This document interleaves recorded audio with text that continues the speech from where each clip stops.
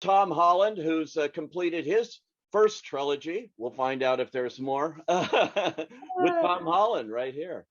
Welcome and wow. I have to say right off the bat, did any of you have any idea that this movie would have the impact that it's had around the globe beyond all expectations, I think, even for Spider-Man? I mean, Tom, did you, having just done the third one now? I mean, I think I always knew that this film would be loved around the world. I didn't think it would be quite as massive as it has been. You know, one of my favorite things to do at the minute is to go online and watch fans' reactions to you guys coming in. That one scene in particular, I don't think I could ever have imagined it being so well received by everyone. So no, I mean, I guess I had an idea that people would love this movie, but in no way, shape, or form could I have thought it was going to be as big as it has been. And it's been, only the last couple of weeks if I sort of really come back to reality and come home and started to face real world problems. And it feels like we've been on some sort of really weird dream. It feels really strange.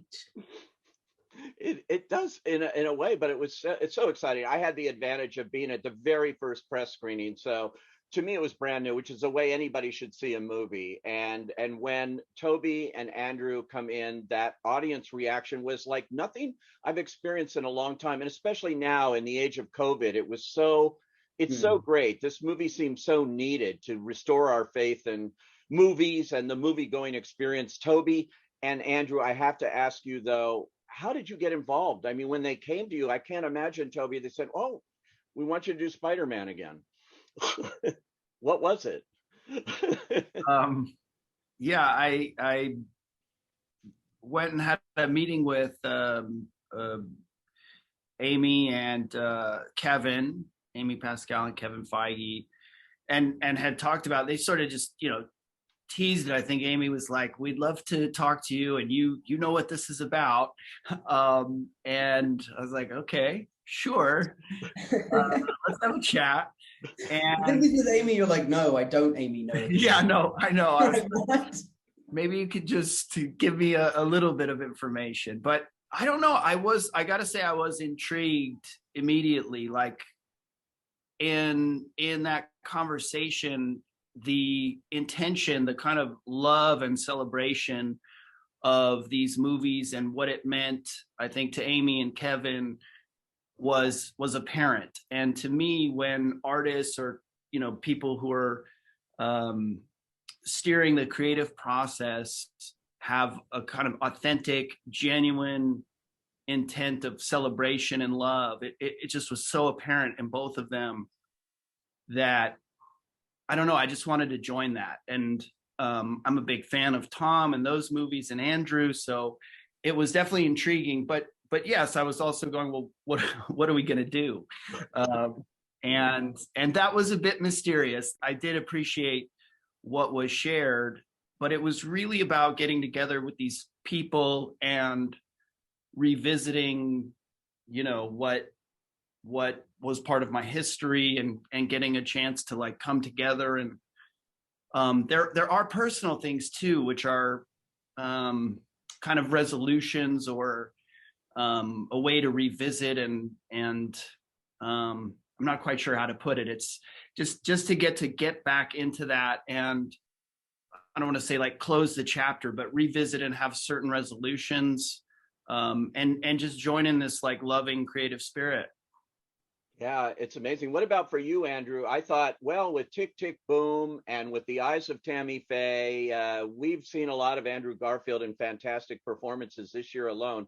When I saw this movie, I wasn't expecting a third one on that, and amazing to see you back in this costume and this franchise. So for you, what was it like going back?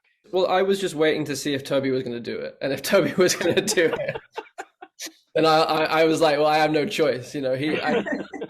I follow Toby to the ends of the earth. I'm a lemming for Toby. No, but that was sincerely a big part of it. When I was approached about it, and again in a similar way to what Toby was saying, it was like, oh, the intention feels very pure here. It actually feels like a great creative idea and a great creative story. It wasn't like they were just asking us to come and say hi and then leave again, but actually have our presence being in service to Tom, being in service to Tom's journey and where he is as Peter Parker, and how I love the destiny feeling of the multiverse expanding in this film, and actually that without Toby's Peter and Andrew's Peter being present for Tom's Peter at this very moment, he may not become the Peter Parker that he's supposed to become. I love that there's and that maybe he would have lost his girlfriend, and that maybe he would have gone down a darker path if Toby hadn't have given him that kind of mentorship moment, that better angel kind of moment. So it was those things. I get chills thinking about it even now. So for me, it was like, and it's the same kind of judgment call with any script or any film. It's like, is this a story worth telling, and do I want to work with these people? And it was a big double kind of capitalized yes, and then it exceeded my expectations, because the way that Tom and Zendaya and Jacob are as a trio is just like a kind of magical heaven kind of friendship, and then so welcoming of me and Toby into the gang. And then the way that Tom works with John Watts and Kevin and Amy, it's like it's very open, it's very free.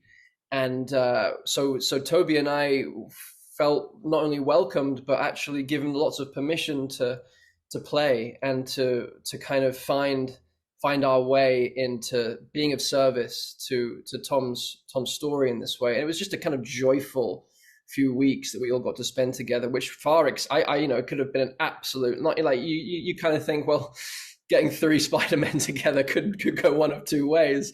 And I think it's a testament to these guys that it went the way that it went, which was a brotherhood, which is just beautiful.